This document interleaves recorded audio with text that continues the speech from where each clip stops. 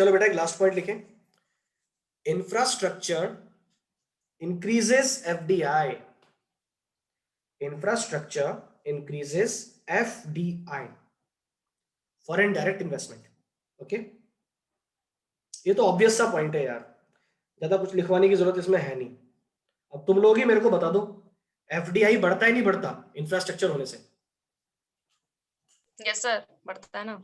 अरे जब आपके कंट्री के लोग ही इन्वेस्टमेंट करने से पहले ये देखते हैं, अगर मेरे को महाराष्ट्र की किसी कंपनी में इन्वेस्ट करना है, पैसा लगाना है, अगर मेरे को गुजरात की किसी कंपनी में पैसा लगाना है, उससे पहले मैं ये देखूंगा कि वहां का इंफ्रास्ट्रक्चर कैसा है, तो बाहर के लोग तो देखेंगे ही देखेंगे ना, फॉरेन कंट्रीज के, ऑब्वियसली। जब हम ही देखते हैं तो वो क्यों नहीं देखेंगे? तो एफडीआई भी तभी बढ़ता है जब आपके यहाँ पे इंफ्रास्ट्रक्चर अच्छा होता है। कुल मिला के ये बात है ना? चलो लिख लो, फटाफट लिखें। FDI is instrumental in the growth process. FDI is instrumental in the growth process in less developed countries. FDI is instrumental in the growth process in less developed countries like India. Like India, where sir please क्या please repeat, मैं हटा दिया instrumental के बाद, instrumental के बाद repeat कर दो। कर रहा हूं। Instrumental in the growth process in less developed countries like India, less developed countries like India, where domestic investment is very low, where domestic investment is very low.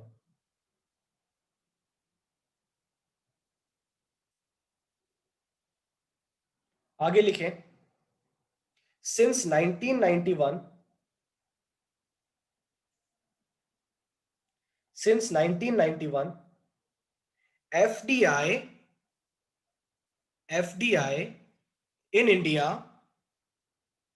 has remarkably increased. FDI in India has remarkably increased. Has remarkably increased. Thanks to the expanding infrastructure. Thanks to the expanding infrastructure.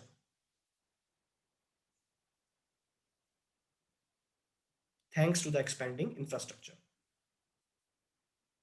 लिख लिया बेटा? और पढ़ते ही तुम्हें समझ में भी आ गया होगा क्या कहानी है इसकी। बेटा कहानी ये है कि जो एफडीआई है ना, वो खास तौर पे जो हमारी जैसी कंट्री है ना, जहां पे हमारा डोमेस्टिक इन्वेस्टमेंट बहुत कम होता है, उनके लिए तो अमृत है ये। एफडीआई हम जैसे कंट्री वाले लोगों के लिए बहुत ज्यादा इंपॉर्टेंट है, खास तौर पे हमारी जैसी कंट्री, इंडिया जैसी। एफडीआई हमारे लिए वरदान है। और कब आता है एफडीआई? एफडीआई तब आता है जब इंफ्रास्ट्रक्चर आपके यहाँ पे डेवलप होता है। और हमारे यहाँ पे एफडीआई आना कब से शुरू हुआ बेटा? इकोनॉमिक रिफॉर्म्स जो हुए थे 1991 में, उसके बाद से एफडीआई आना आपके यहाँ पे स्टार्ट हुआ। ओके, इकोनॉमिक रिफॉर्म्स जो आपके यहाँ पे हुए थे, उनमें क्या क्या हुआ था? उसमें हुआ था एलपीजी, तुम्हें याद होगा। और उसी में से एक है, एक तो आपका लिबरलाइजेशन और एक ग्लोबलाइजेशन, दोनों इंटरकनेक्टेड है। लिबरलाइजेशन जो होता है उससे आप क्या करते हो, अपने यहाँ पे रूल्स एंड रेगुलेशंस को थोड़ा सा ढीला करते हो ताकि लोग डरे ना।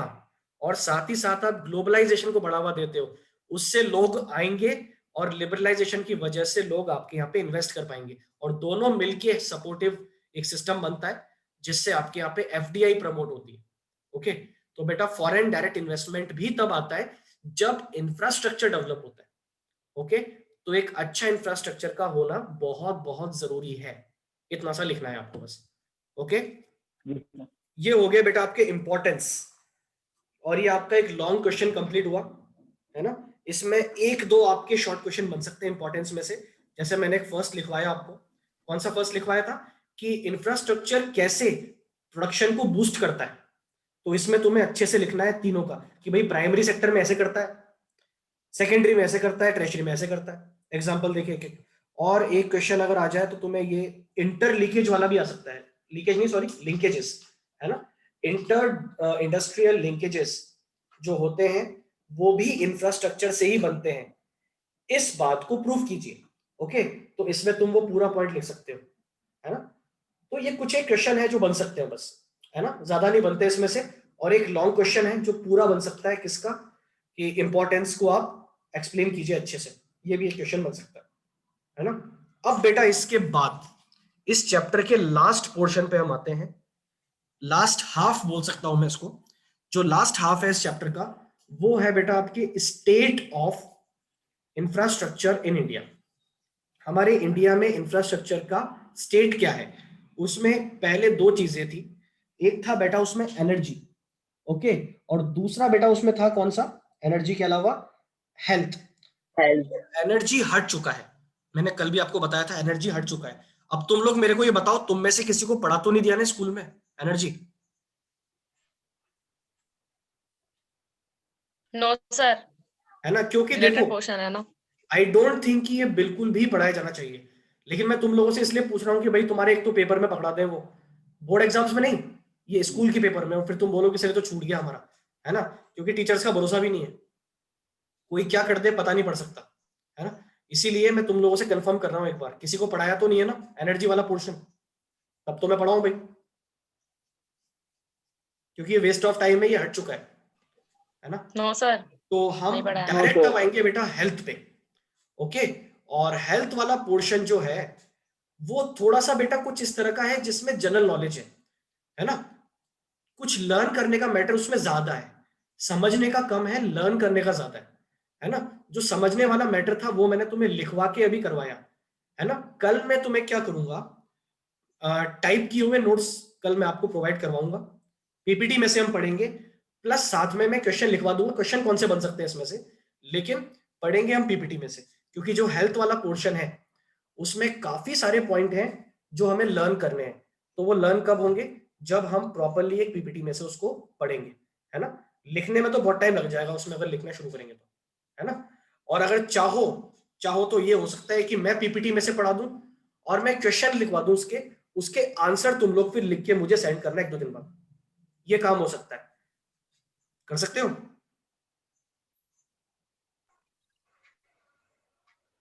सर क्वेश्चन आंसर भी आप ही ना? बेटा क्वेश्चंस में लिखवा दूंगा, आंसर आपको उसी पीपीटी में से आपको देख करके लिखने हैं। वही वाली चीज मैं बता रहा हूं कि मैं जिसमें से पढ़ाऊंगा वही आंसर है प्रॉपरली, है ना, लेकिन वो जो पर्टिकुलर क्वेश्चन है उसका आंसर क्या है तो वो आप लिख के मुझे सेंड कर देना, उससे तुम्हारा लिखना भी हो जाएगा, नोट्स के नोट्स भी बन जाएंगे, लर्न भी हो जाएगा, है ना। अगर मैं लिखवाऊंगा बेटा उसको तो पोर्शन थोड़ा बड़ा है वो हेल्थ वाला, तो उसमें टाइम लग जाएगा, है ना।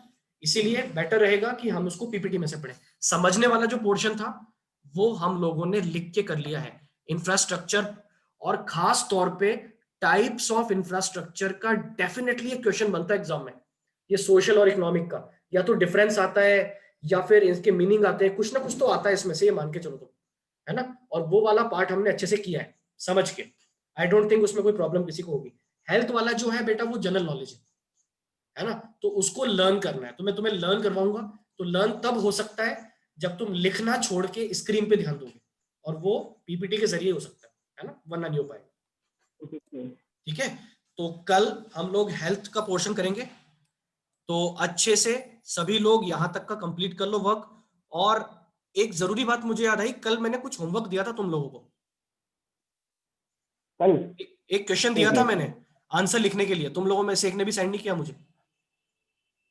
यस सर, भेज देंगे, आज भेज देंगे। हाँ भेज देंगे सर, आज भेज है ना, देंगे। और सुन लो, कहीं से टिप के नहीं भेजना, अपनी बुद्धि लगानी है उसमें, याद रखना ये बात, है ना। हाँ sir. Economic and social yes sir. Infrastructure आपस में कैसे कनेक्टेड हैं, कॉम्प्लीमेंट्री टू ईच अदर किस तरह से है, इस बात को प्रूव करो।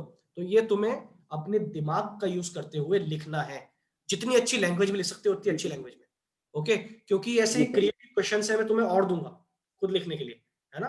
तो अभी तुम पहले स्टार्टिंग तो करो, अभी 4 महीने अपने पास प्रिपरेशन के लिए, आराम से पढ़ते जाओ मस्ती से, है ना, अच्छे मार्क्स लेके आओ। ठीक, सर चलो। Yes offline? Sir, sure sir. Offline बस ये मान के चलो इसी वीक में, मतलब कल से कुछ हो 15 सकता तारीख है तक, 15 तारीख तक। डिसीजन आ जाए, और डिसीजन आते ही अपने गुमानपुरा सेंटर स्टार्ट हो जाएगा, आपका आना शुरू हो जाएगा। ठीक है सर 15 तारीख से खुल जाएंगे वो 15 गवर्नमेंट से का ऑर्डर पूरा है। वाला सेंटर खुलेगा। हाँ गुमानपुरा खुल जाएगा बेटा, खुल जाएगा बिल्कुल डेफिनेटली, है ना। हाँ गवर्नमेंट खुल जाए तो अच्छा है। बस एक बार डिसीजन आ जाए। तलवंडी वाला सीन ये था कि वहां पे तब चल रहा था जब थोड़ी अनसर्टिनिटी थी, लेकिन अगर थोड़ी सी सर भी डील अगर रिकॉर्डिंग ऑफिशियली ऑफ हो कर जाती है दो। ना, अगर थोड़ी सी भी चीज अगर ऐसी होती है, ऑफिशियली डिसीजन होता है